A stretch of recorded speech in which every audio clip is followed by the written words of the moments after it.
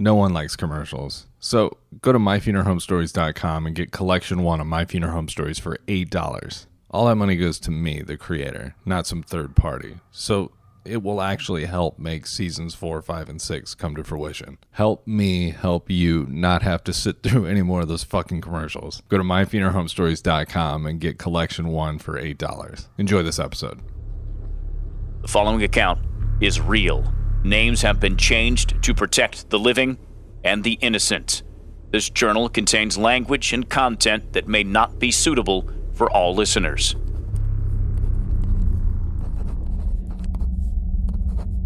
In July of 2012, I was 27 years old and almost drank myself to death because of my inability to function as an adult and because of an unacknowledged addiction to alcohol. On that night, when I was able to unclog my airways and take a breath, I remembered a man who drank himself to death on Christmas Eve 6 years earlier, ruining Christmas and his family forever. Remembering that man and how he died immediately after my near-death experience caused a fire to start inside me that changed my life forever. This entry is dedicated to a dead man I only know by the name of Peter. You kind of saved my life, man. My name is Grant, and these are my funeral home stories. Chapter 6, Christmas Eve Asphyxiation. It's Christmas Eve. I'm 21 years old and driving back from the hospital. Don't worry, I'm fine. But the guy in the back of the van is all kinds of fucked up. He was a 55-year-old guy that died 2 days before Christmas in his lazy boy watching TV with his wife. So why is he all kinds of fucked up? Great question. Because he died at home without being under a physician's care, state law requires that an autopsy be performed, regardless of the family's wishes or the outwardly obvious causes of death in certain cases. An autopsy is bad enough, but this fellow was also an organ donor, so his body has been through a lot today. When I get back to the funeral home, I'm greeted by Ned, who's waiting for me in the garage so he can get started embalming the body that I just picked up. Ned knows it's an autopsy and isn't excited. Let me explain. Autopsied bodies are a nightmare to embalm because, generally speaking, medical examiners have a tendency to be a little rough with bodies. They need to be able to explore the body to determine the cause of death, and that can cause damage to the body's circulatory system, making it almost impossible to spread embalming fluid evenly through the body without multiple injections. An ideal embalming is 1 point, and the standard injection is at the carotid artery in the neck. Through good technique and a cooperative injection, a proficient funeral director can have a body embalmed in 90 minutes. This won't be the case tonight. Before we even have the body out of the van, Ned is vocally budgeting his time for the worst and is expecting to do a 6-point injection on this body. A 6-point injection is like the deluxe version of an embalming. It just ensures that the body is actually preserved. There's nothing worse than the stench of someone's poorly preserved arm or leg ruining a funeral or visitation. It's literally the worst. So, knowing this, Ned is planning on a 6-point injection through different parts of the body, bypassing any areas damaged by the autopsy. That's 1 in each arm, 1 in each leg, 1 in the neck, and 1 in the... I guess I don't know where the 6th injection point is. It's probably a good thing I'm in music school. Needless to say, it sounds like a lot of work because it is. Ned is the slowest embalmer we have on staff, so this will take him at least 5 hours. Ned's kind of a strange bird, though. I think he prefers being at the funeral home over spending Christmas Eve with his family, so he may stretch this to 6 or 7 hours. Who knows? I, on the other hand, have reservations for a quiet Christmas Eve dinner with my family at 7. It's 6:15 now and the restaurant's right down the street, so I should be good on time. If I hang out here, I won't have to drive home and I'll probably get to see something gross or interesting. Probably both. I tell Ned that I'm staying till 6:45. We wheel the man's body into the operating room and close the door behind us. Our operating room is pretty state-of-the-art. All the newest equipment, best chemicals, bright fluorescent lights, and stark white linoleum flooring. I could spend a lot of time nerding out about the ins and outs of our operating room. Like how the embalming machine looks like a mix between a desktop fountain and some souped-up cotton candy machine. Or I could tell you how we have a cool cupboard of wax and stuff to reconstruct a human face. But it's not super important to this story, so I won't tell you either of those things. We stop the stretcher parallel to the embalming table, remove the cover, and slide the man's bagged body onto the giant white table. We unzip the bag and see what we expected. A middle-aged dead guy, eyes closed and Y incision on his chest and abdomen stitched up loosely. There's a small baseball-style stitch running around the top of his head, almost like someone traced a shallow bowl with a magic marker around the top of his skull. This is where the medical examiner used a circular saw around the skull to remove the brain. The stitches are holding the man's skin tight around the skull cap, connected to skin flaps on the top of his face and scalp. I look down at the large Y incision on the man's chest. It's barely stitched up at all. The sutures are made of a thick white cotton material, but are stained pink and red from passing through the man's flesh. I look at the man's legs, and I'm actually confused by what I see. I slap Ned on the arm and say, "What's this all about?" Ned has seen it all, so he has an answer for everything. He stops what he's doing and looks at the man's legs and says, "Floppy feet. He's got floppy feet." What the fuck are floppy feet? Ned explains something to me next that totally blows my mind. This guy was an organ donor, so obviously they took his heart, lungs, eyes, and everything else that was usable inside the body. But apparently they cut your legs open and take your leg bones below the knee to be harvested or whatever they do with bones. Can you harvest a bone? Is that a stupid question? Anyway, after they take your bones, they can't just send your body to the funeral home with spaghetti legs. So they go to the hardware store and pick up your run-of-the-mill half-inch PVC pipe and stuff it in between the knee and ankle. This gives the legs a little rigidity, but since the pipes aren't connected to the ankle, the feet will flop around in any direction. Hence Ned's clever name, floppy feet. Ned explains to me that they also take skin from donors while rolling the man's body on his side, revealing 2 large rectangular areas of raw, fresh skin. How do they get the skin off this man's back in perfect rectangles? You may not want to know the answer to that.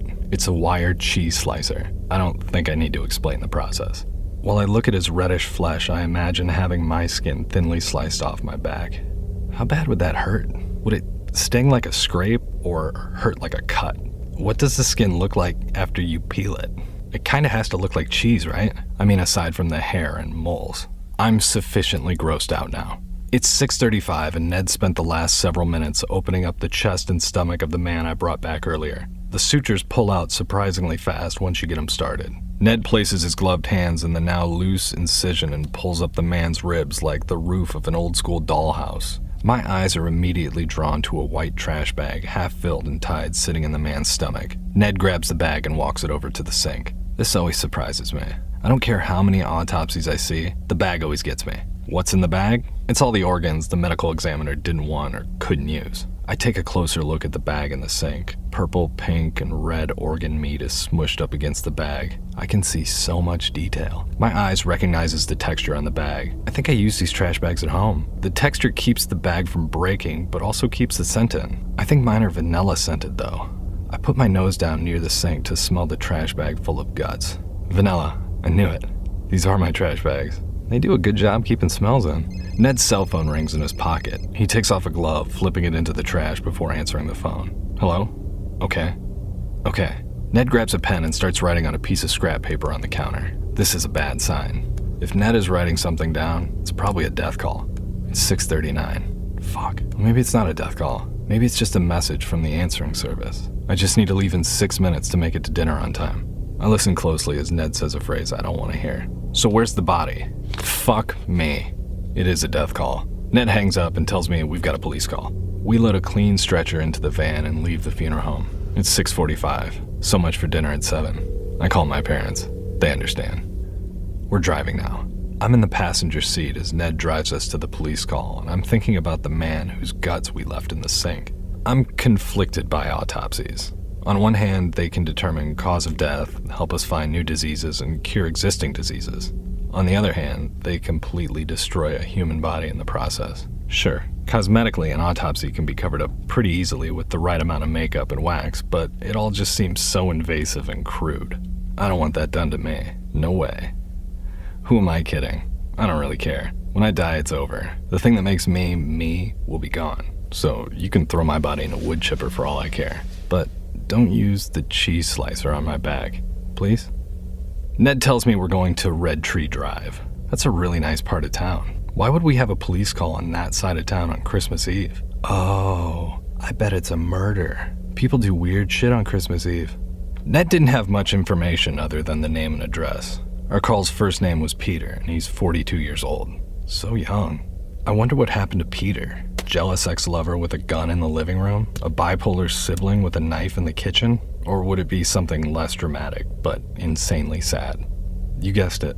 Less dramatic and insanely sad. Ned and I listened to Christmas music quietly for the rest of our trip to the house on Red Tree. We pull up. An officer is sitting in his car waiting for us in the driveway. His lights are off, but exhaust is floating upward out of his exhaust pipe. Ned and I park the van. The officer approaches the window with a warm seasonal greeting. "Merry Christmas, guys." His tone changes when he tells us about the call. Dispatch received a call about an unresponsive man in a shower. Paramedics responded to the scene, but the man, Peter, was already dead. The officer interviewed the parents, who found their son, and was told that they had just finished Christmas Eve dinner and Peter was showering up before going downstairs to watch their favorite family Christmas movie, National Lampoon's Christmas Vacation. When he didn't come down after 30 minutes, his parents went upstairs to check on him. The door to the bathroom was cracked, and when they walked in, they saw their son laying in a ball on his side in the tub. They tried to wake him up, but he was already gone at this point. I'm trying to imagine what happened, but I'm focused on the digital clock in the van. It's 7:25. I bet my family is finishing up with appetizers and waiting for their main course. I wonder if they ordered cheese bread. That sounds so good. The officer now tells us what the coroner told him happened. Apparently Peter had a lot to drink. So much so that after dinner, while in the shower, he slipped and fell. His parents were cleaning up the kitchen on the other side of the house, so they probably didn't hear the large thud of their son hitting the tub floor. Once he was on the floor of the tub, he managed to turn himself sideways, lodging his body perpendicularly into the bathtub. This position forced his chin into his chest, restricting airflow to his lungs and blood to his brain, killing him over the course of several minutes via accidental asphyxiation. I'm no longer thinking about food. I'm thinking about my shower and how many times I've slipped and fallen completely sober. I've never thought about dying while taking a shower before. I guess it's a possibility? I laugh to myself thinking about the absurdity of this call. This would be the last time I'd laugh about this situation. The officer leads us up a sidewalk from the driveway to the front door. This is a really nice house. Like, really nice. This isn't the type of place you expect getting called to on Christmas Eve for a police call. My stomach growls. I think about what I would have ordered at the restaurant. A filet? A New York strip? My mouth starts to water just as we're entering the house. The door swings open and I'm greeted by the one sight no funeral director or funeral director's assistant ever wants to see when you know you have a body upstairs. A spiral staircase. I panic for a moment because I've never taken a body down a spiral staircase. But then I look at Ned, and he doesn't look worried at all. Ned puts his hands on his hips and says, "We'll leave the stretcher at the foot of the staircase, bag the body upstairs, and carry him down the spiral staircase the old-fashioned way, by hand." I sigh when I realize how much work this is going to be. I see movement out of the corner of my eye in the living room next to us. It's the parents. Peter's parents are holding each other on a small maroon love seat, which happens to be sitting right next to the Christmas tree. It's a pretty large tree with warm colored lights going all the way up to the vaulted ceiling in the living room. It's probably a 12-footer. It's a good-looking tree. The tree is a distraction, a coping mechanism. I'm choosing to pay attention to the tree so I don't have to face the cold hard sadness of the real world sitting on the love seat right next to the Christmas tree. The wife's head is buried in her husband's chest. I can hear muffled whimpers. The gravity of the situation hits me all at once and takes my breath away. These two people are completely destroyed. Their family and Christmas as they know it is ruined forever. I'm sure if you told them before dinner that their son would be dead in an hour, they would have told you that was an absolute impossibility. But it happened. What are they gonna do? Do they have other kids? I sneakily perch up on my tiptoes to look under the tree without seeming like a weirdo. There are a ton of presents. If they had other kids, they'd be here right now, right?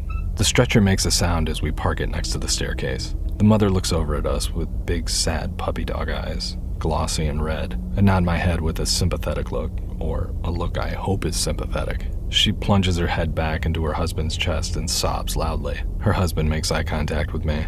I can't describe what I felt when I looked into his eyes, but in that moment, I imagined what it would be like to find my son in the shower on Christmas Eve. I can't possibly fathom the amount of pain that this man must be in. I give the man the same look I gave his wife and look away before he could respond with any gesture. I don't need any more interactions with this guy. I've looked at him once and I feel awful. Time to get to work. I put on my heavy-duty blue surgical gloves and follow Ned and the officer up the spiral staircase. As soon as we break through to the second floor, you can see Peter's body right next to the staircase's guardrail. Oh wow, he's just right here. Interesting. I look around. The bathroom is right across from the staircase and doesn't appear to be very big. The shower is all I can really see from the hallway. It's an avocado shower bathtub combo with a cream-colored shower curtain half ripped off the rod. Creepy. The main light in the bathroom appears to be off, but the light over the shower is still on. It's a single beam of light in a dark bathroom illuminating the spot where Peter spent his last living moments. Do you think they'll move or just remodel the bathroom? I don't think I'd move. I'd just convert the bathroom into a cedar closet. I can always use more storage. There are boot prints in the carpet from where the paramedics dragged Peter out of the tub and into his current position to try and save his life. I'm imagining being Peter. I'm super drunk and it's time to take a shower. I can't wait to watch National Lampoon's Christmas Vacation with my parents by the tree, so I'm moving a little quicker than I probably should considering the slippery shower and my blood alcohol content. I'm scrubbing and rinsing when I slip on a soapy area of the porcelain tub. Thud. I'm on the ground, but somehow when I fell, my wet body was able to slide itself into a peculiar position. My chin is almost touching my sternum. I can't move. I'm feeling a stretching and burning feeling in my neck and upper back. I can't breathe through my nose or my mouth. No matter how hard I strain, I can't catch a breath. My own body is blocking my windpipe. I can feel my chest tightening and my vision turns white. How am I going to get out of here? I'm dead.